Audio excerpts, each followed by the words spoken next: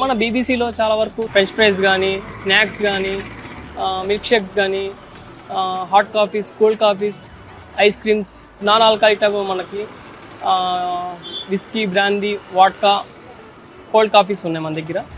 ఈ బీబీసీ సంబంధించింది పవన్ గారు ఫౌండర్ అండ్ సిఇఓ. సో ఆయన అయితే చాలా బాగా సమాధానించారు. యంగర్, చాలా మనం ఏ టైంలో కాల్ చేసినా కానీ నైట్ 12 అయినా 1 అయినా ఏ టైంలో కాల్ చేసినా కూడా మనకు చాలా బాగా రెస్పాండ్ అయ్యారు. అక్కడి నుంచి మనకు వచ్చే రా మెటీరియల్ కానీ ఎమ్మటనే వస్తున్నాయి. ప్రతి ఏ టైంలోనే మనకు సపోర్ట్ ఇస్తున్నారు పవన్ గారు.